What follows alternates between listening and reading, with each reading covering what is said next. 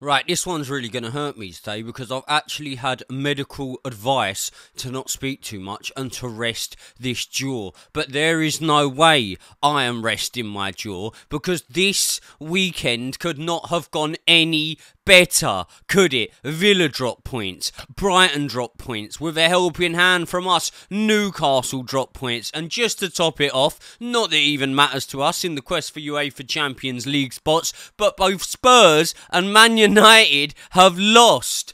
Enzo Maresca's Chelsea are an absolute certainty for Champions League football. We're back to winning ways after beating Newcastle 2-1 at Stamford Bridge today, and not only that, we are back into the top four, just so long as Liverpool manage to beat Arsenal, which is coming up in a minute. So I want to get this one wrapped up so I can watch that, and I will be cheering on Liverpool in that game. But there's so much to speak about today, and there's so much to be happy about. You know, you have got to give the boys so many flowers today, and despite us seeing what we already knew, which is we are one of the most lethal attacking teams in the Premier League, no, scrap that, in world football, we've also seen something that has been continued since the start of Enzo Maresca's reign, which is an improved resilience, an improved game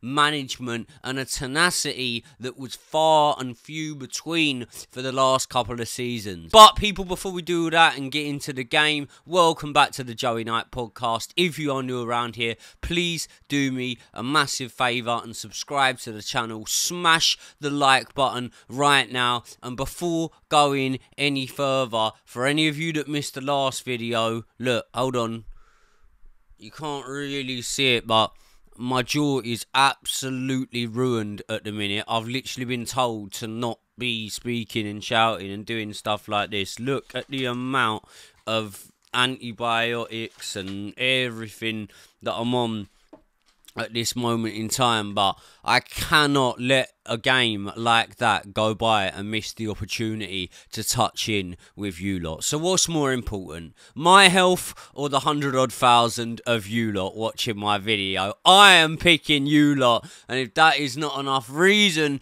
for you to smash a like on this video, please, I honestly don't know what is. Let's get into the game. Right, so you can see the team on screen now, and like every single game, bang on 1 hour before, as I'm sure you lot do, I check the team sheet. And the second I checked the team sheet, there was a couple of initial takeaways, possibly even surprises, the first of which being Cucurella not being in there. Now, I understand we're managing the load, but despite this being a player who has maybe had somewhat of his injury troubles, he had a little bit of time on the sidelines last season, it's not a player like Reece James that we need to wrap in cotton wool. So I understand that he did have 90 minutes during the week, during the Europa Conference League game, but at the same time, he wasn't available for selection because of suspension in the Liverpool match. So the last time he would have played before that would have been for Spain, which I'm guessing was, what,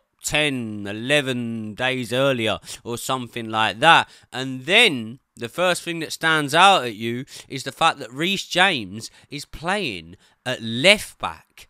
And look, I'm just going to say it now, I don't think there's a better inverted left back in world football than Marc Cucurella. So it wasn't a worry of mine because I realised that we've got a player like Reece James there who's absolutely phenomenal. But it was somewhat intriguing, and I didn't know how exactly I felt about it. But look, other than that, the only real surprise is not seeing Jadon Sancho in there. And was it that much of a surprise? Because we'll get into Pedro Neto's game, but Pedro Neto and Jadon Sancho, maybe stats-wise, they're not showing the exact same. And that's because in the league games, Jadon Sancho's more been starting rather than coming off the bench, despite, you know, the Bournemouth game. Whereas Pedro Neto has been coming off the bench, but he started today, and it was a sensible option. Because maybe when you look at the starting lineup and you think, okay, you got Madueke in there,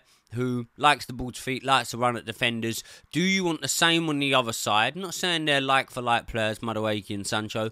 Or do you want Pedro Neto, who is really going to test Timo Livramento, really going to try take him on for pace, run him behind, and give you an alternative option? So I think Enzo Maresca was really, really clever to do that in today's game. I felt that Lavia should start. Clearly did Enzo Maresca, and what does that now say? What does that now say? Am I jumping ahead to say that that means that Enzo Maresca prefers, at this moment in time, Romeo Lavia to Enzo Fernandez? I understand it's horses for courses, but at the same time, this was an important match in a tough run of fixtures, in a congested run of fixtures. And the fact that he gave Enzo Fernandez the minutes through the week, he didn't have the full 90 like Cucurella. He had 60 minutes, so he could have been in there from the start. But I thought it would be a battle in midfield. And the battle in midfield was something I was concerned about. And do you know what? Despite the match not revolving around that battle in midfield as much as I thought it would be, it was a battle in midfield that we won. And I am fucking buzzing about it. So I'm going to have to gather myself a little bit here because I'm in so much pain, man. I'm literally going up to the hospital again after the video. I've pushed back my hospital appointment so I can make this video. But I'm not trying to give you a lot of sob story. Some of you might be listening to this thinking, have I got to like adjust my audio? Is something going wrong here? Nothing's wrong. The only thing going wrong is I am getting old and injury prone, but don't worry about me, we'll crack straight on with it. Now, 2 minutes in, we get our first shot off. As always, it's Nicholas Jackson, who as always takes the ball on the turn. He glides past Dan Burn. That one, Ryan, didn't even mean it to. Puts it on to Noni Madueke. Noni gets the effort on target, and it's Chelsea starting fast, and that is what I like to see. Seconds later, right, we have the ball in the back of the net through Cole Palmer after Jackson threads one through to him, and literally by the hairs of a whisker, one of these little ones on a tash that you lot comment on that you're also fond of, they ruled it offside.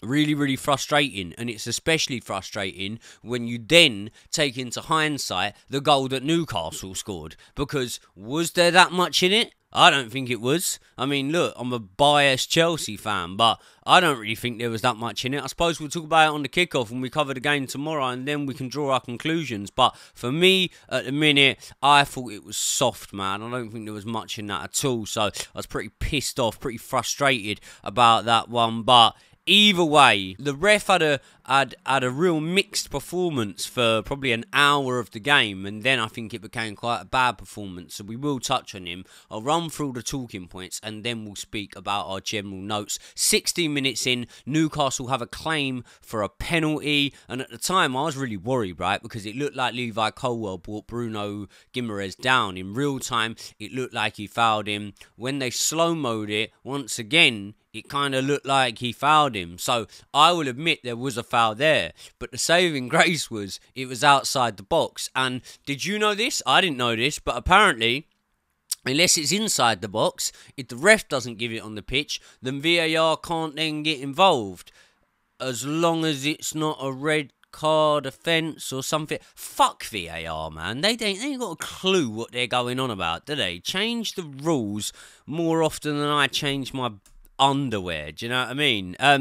Seconds later, here's where the first goal comes, and what a beautiful run of play it is, because Chelsea absolutely cut Newcastle to ribbons, and the decision from Enzo Maresca to start Pedro Neto over Jadon Sancho is instantly vindicated, because the ball comes to Cole Palmer.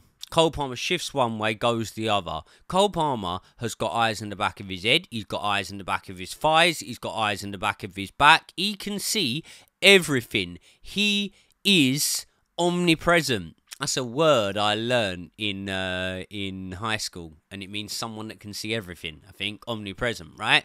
He sees the run before Pedro Neto has even thought about the run. You can see into the future. This boy, he turns, he whips one of the best balls in you will see of the season, right? But there's still a bit to do. He takes Livramento out of the game with that ball. Pedro Neto's pace would have took Livramento out of the game anyway. But it's still 2-on-2 then. It's Pedro Neto, and he's got Shah coming towards him, and it's Nicholas Jackson. And Jackson's got Dan Burn there. Pedro Neto absolutely does Shah for pace. He delivers it, as always, on point. The man's distribution is phenomenal. And Nicholas Jackson is there to grab himself his 6th goal in 9 Premier League matches, which makes it 9 goal involvements in 9 Premier League matches. Fuck me. Those takes on whatever media outlet's name I don't want to drop right now from last season, and even sometimes from this season, and all of those memes, all of those TikToks, the compilations, they have aged like fucking milk, because Nicholas Jackson is the absolute boy, and I'm going to tell you exactly why I think he's the boy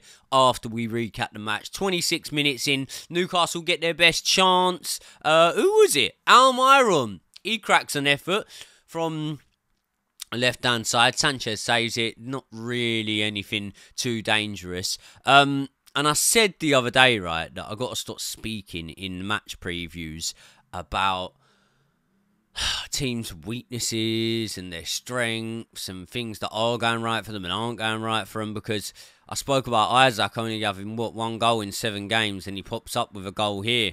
And again, you know, you got to speak about the fact that Chelsea's academy graduates coming back to haunt them once again, because it was Lewis Hall that got the assist. He whips one in across the box. I think Levi Colwell could have got to it, you know. I do think he could have got to it. But at the same time, because it's so close, it's not close enough for Robert Sanchez to come for, but it's close enough to the goal that if Levi Colwell gets to it with a ball of that pace, you got to be 100% bang on with your execution, your timing of the interception, the clearance, of whatever you want to call it, because one little knock can send it straight back into your net. He leaves it.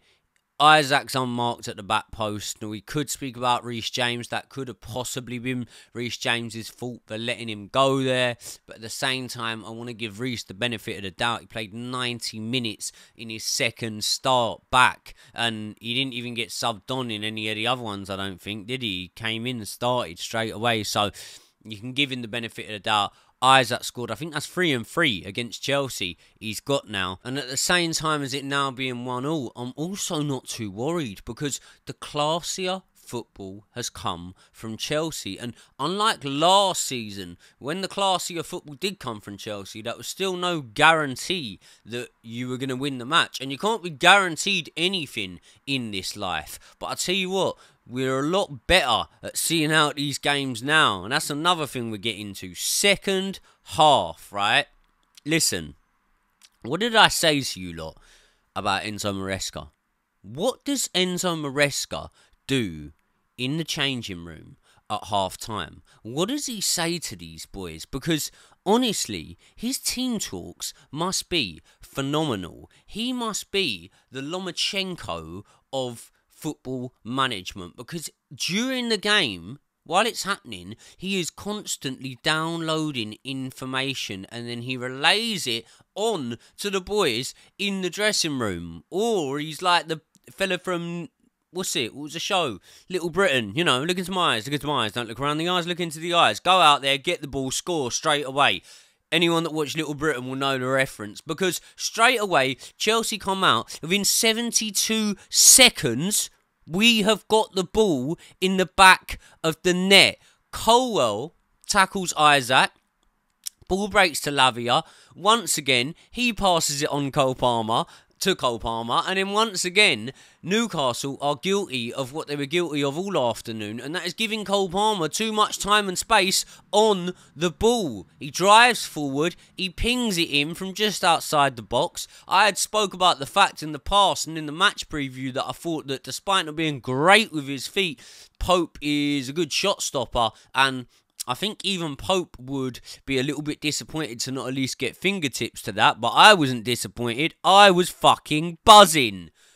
It wasn't a howler, was it, from Pope? I think some goalkeepers would have saved it, but at the same time, it's Cole Palmer, mate. Do you know what I mean? And wherever he is on the pitch, there's one thought that goes through that boy's head, and that is, fuck it, I'm Cole Palmer. So he shoots, he scores, he makes it 2-1, and Chelsea are looking strong at this point, man. Seconds later, Pedro Neto shows just how good he is again when he leaps in the air and beats the taller man in Livramento after Madueke dinks a little ball into the box. I was certain he was going to score. It came back off the woodwork. He was denied, but it just showed once again how good Pedro Neto was this afternoon. 70 minutes in, Reece James saves Chelsea once again when he blocks one off of the line from Isaac. And do you know what? I'm sure Robert Sanchez wasn't getting to this one. I honestly don't think he was. And I say once again because I think I've glanced over the fact that he'd already headed one off the line to this point. So the captain was captaining today, very much so. And myself and Josh Avesta, I won't get into it today because one, I ain't really got the time because I've got this hospital appointment. And two, he's hurting me to talk. And three, you lot want to hear from the big dog just as much as I do. So we're going to speak about Enzo Maresca's comments about Reece James maybe not being captain material or whatever. But today, great showing in my opinion. We'll get onto that when we speak about the individuals. 5 minutes later, it is heart in your mouth time again as Newcastle play the ball over the top. Fofana's favourite for it, right? But he has got Isaac chasing him quick. Now, he heads the ball back to Robert Sanchez, but the weight is misjudged of the header because he doesn't head it hard enough. Sanchez doesn't come out fast enough, and therefore Isaac is able to just take the ball round Robert Sanchez, and he's got an empty net to shoot at. But what happens? The £100+ million signing who no one even says a word about because they know he's the absolute fucking daddy gets back there and nicks the ball off him. I'm obviously talking about Moises Caicedo. Oh, mate.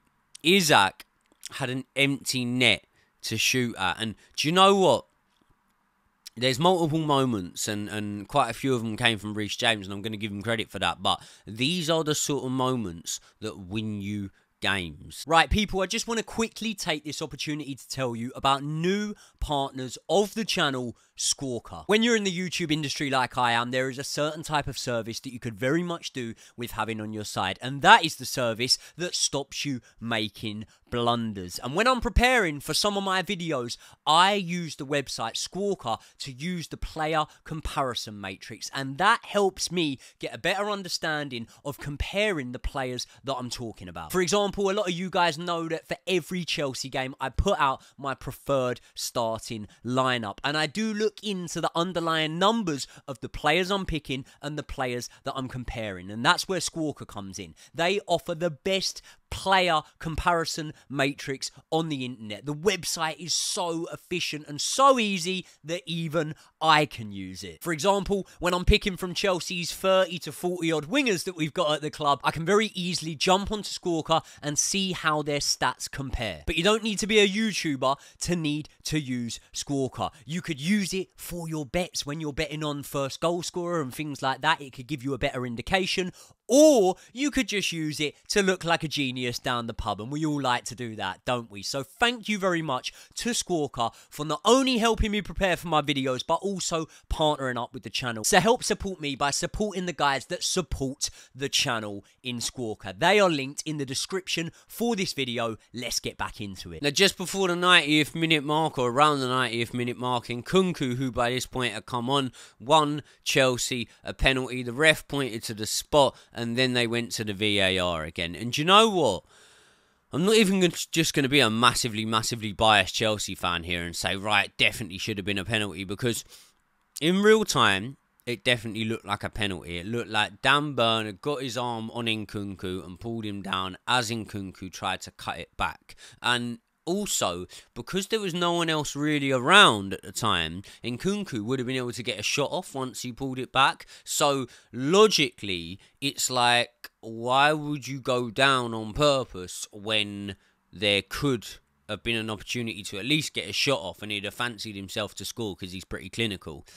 Watching it back in slow-mo, you start to think, right, okay, yeah, Burn has his hand on him, but there's not enough contact to go down. But then I'll always say, stuff always can look worse or better in slow-mo, do you know what I mean? And when you think of the pace that these boys are running at, you've really got to understand that only the deftest of touches will take you down. Look how much a ball's trajectory can change with the slightest of deflection. So when you're running at that pace, one little touch, that will bring you over. And as I say, with Nkunku cutting it back and having the opportunity to score, make it 3-1, put the game to bed, I've got to argue that I think that the penalty should have been given there. I actually really do feel like the penalty should have been given there. So it was a faint glance that brought him over, but I think the penalty should have been given. But either way, it didn't matter because we ended up winning the game 2-1. We showed resilience, tenacity, and do you know what we showed today? Maturity. We are now finally able, and I'm not saying it's going to happen week in, week out, but for the minute, we're finally able to see out games, to pull back games, to come out for second halves strong, and I cannot give enough credit to the boys, but I've got to give all the credit, not all of it, but a lot of it, to Enzo Maresca. I fucking love this man already. I honestly do. I might get a Maresca tattoo. If we win the league, I'll get a Maresca tattoo. Right, let's talk about some individual performances. Robert Sanchez.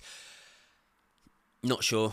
Not sure, really, to be honest. Could he have done better for the goal? No, probably not. But I would say when he was passing out from the back, if you look at the stats today, which I haven't, you'll definitely see that he gave away possession way more times than he won it. And if it was long diagonals and stuff like that, I wouldn't really mind it. But I can remember 2-3 occasions when he tried the clever pass, gave it straight to a Newcastle player. And much like I said, Moises Caicedo being in there in that moment that can win you matches, these are also moments that can lose you matches. And Robert Sanchez, right, has got this trait of getting really, really lucky that he makes mistakes that 90% of the time will be capitalised on, and for just some reason when it's Sanchez they don't get capitalised on, so they don't then go on the statistic boards for errors leading to goals. But trust me, they are errors that lead to goals. Let's speak about the captain, Reece James, the left back.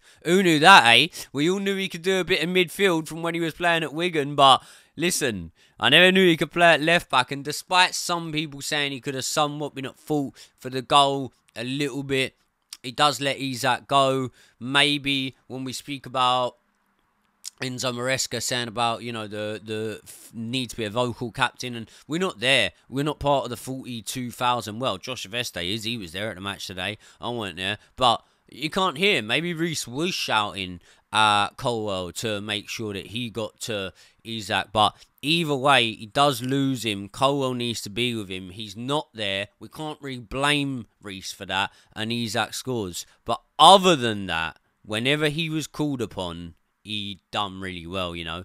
He cleared, what, 3 off the line today?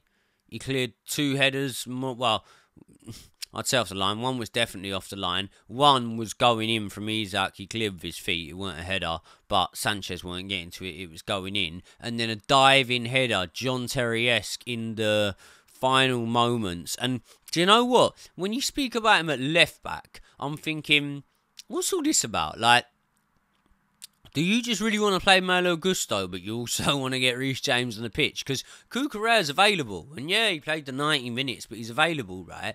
And then it started to make sense to me because, do you remember the goal that Pedro Neto scored? Who was it against? I think I was there. Was it against Barrow? And it was Disasi that looped the ball over the top, albeit Pedro Neto was on the right wing in that game. I kind of looked at it and I'm like, right, if you look at that back line, Malo Gusto is great at whipping balls in, right? But we're not really playing a system where the fullbacks are getting there and whipping them sort of balls in anymore. under Maresca. So then I'm thinking about dinking balls over the top. And out of Malo Gusto, Levi Colwell and Fofana, Reece James is obviously the best at dinking them over the top. Now, who do you want to dink a ball over the top to? Because I wouldn't say it's Madueke. I'd say you more want it to feet to Madueke. I would say is Pedro Neto. And I would say you need a player with elite vision and understanding of the game to know when to do it and to know when the Portugueseman is about to make his run. So I can understand the method behind why Reece James was at left back. Now, me saying that doesn't mean it's true, and ultimately you might come back at it because it wasn't put into practice. But I'm just saying I can understand it. So from a counter-attacking perspective, I can completely understand why Reece James is there, and I can honestly say I'm so happy to have seen him there. Let's speak about Pedro Neto. 5 goal contributions in 5 starts in all competitions. And do you know what? I'd watched a lot of Pedro Neto at Wolves, right? And I always rated him as a class player. Explosiveness, acceleration, the ability to beat a man, the ability to take multiple men out of games, and just how creative he was, how well he held on to the ball. But I honestly never realised his delivery was this good. Right foot, left foot. Pedro Neto puts the ball on a sixpence every single time. His delivery is phenomenal. He's so good at that. And that was a part of his game that I was completely ignorant to. And he's just unreal. Pedro Neto, what a player. He is unreal. And again, serious question marks here. Do we rotate? It's not to say we have to stick with the same lineup all the time. Do you know what I mean? Sorry, guys. I know my jaw's really starting to hurt now. Like, it's been hurting all day, but it's really starting to hurt now. But either way, in all honesty, I think Pedro Neto's elite, and I think he makes it into every single side in the Premier League, if I'm being honest. He had a really interesting battle with himself and Livramento today, and honestly, if he had been in there with a lesser right back, he'd have torn him to shreds. And he got the better of Livramento big time today. But it probably speaks about the quality of Livramento, which obviously definitely comes down to his sort of academy schooling and his teachings and the ability he mixed at youth level as to why he's so good, Livramento. But even against a player like Livramento, who I rate as being great, Pedro Neto just... he had him on skates, didn't he?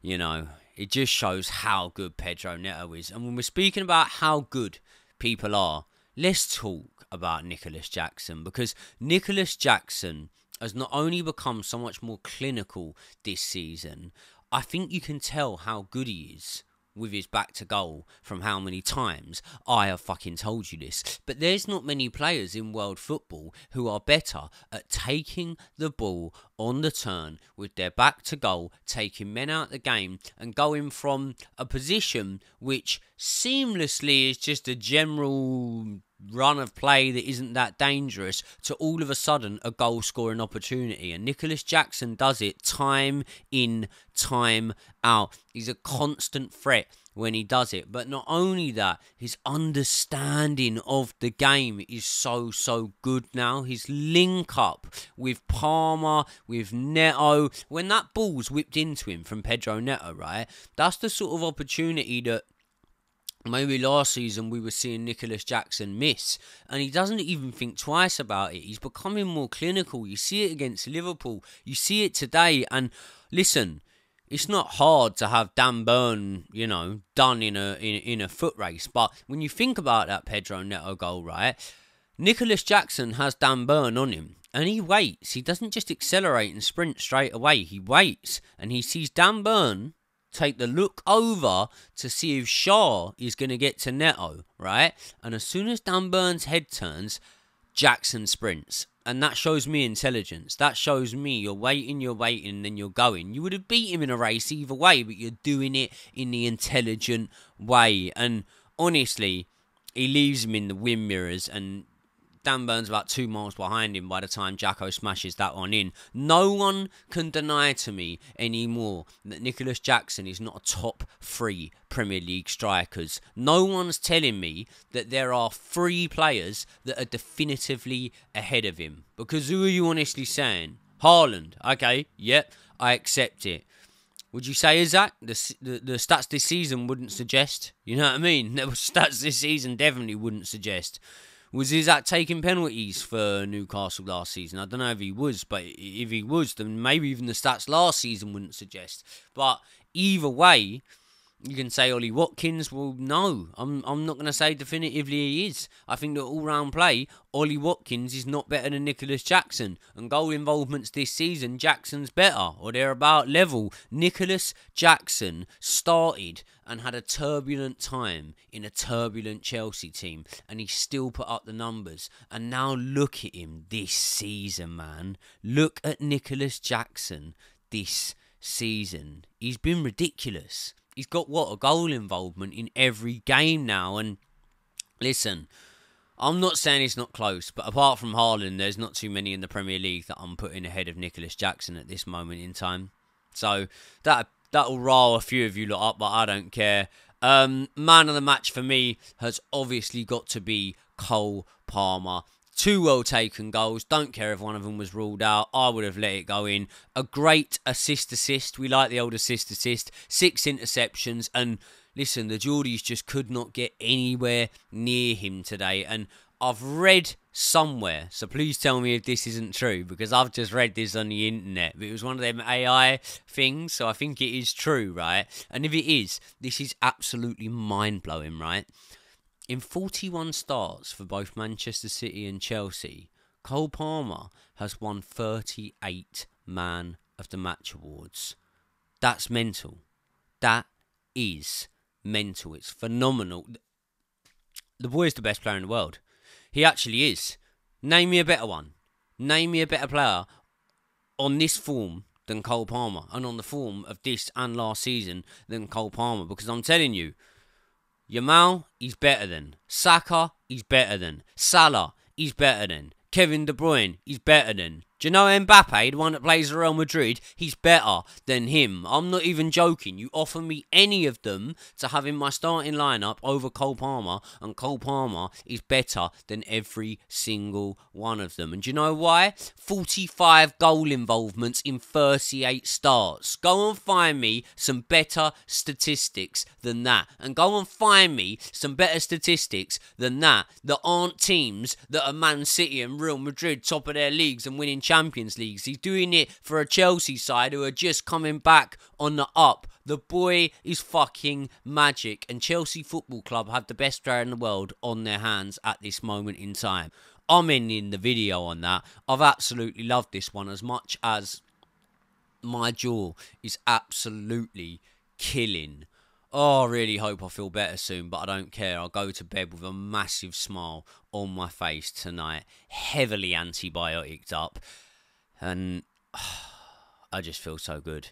Do you know, it's actually this season it's a great thing, but going back the last 2 seasons, it could actually be a bad thing. Like, I think a doctor the last 2 seasons would have prescribed me to not watch Chelsea, because my mood is so heavily affected by Chelsea, and that is why I'm one of the happiest men in the world this season. Because yeah, all right, we're 4th in the table, and there's people who go, "Oh, I've dropped your standards. You used to be winning leagues." Yeah, well, you know, a lot of things used to happen that don't happen anymore. Be happy. We are the absolute bollocks this season, and we are definitely finishing the Champions League spots. So I'm buzzing for it. And we're winning the Conference League. And we'll probably knock Newcastle out of the cup on Tuesday night, Wednesday night, whenever that one happens. So people, let me know your thoughts in the comments. By the way, if you've made it round to the end of the video, and I know you lot have, the hardcore. We love the hardcore on this channel. Oh my God, that hurts. If you have, please subscribe to the channel. I looked at the analytics number the other day. It's like 40-50% of you that watch my videos that aren't subscribed. I don't think you understand, right? As much as the YouTube recommendations will still pop up the video for you, it helps me massively if you can subscribe. So please do that. I love you all very much, and I honestly do mean that, by the way. I will see you all in the next one.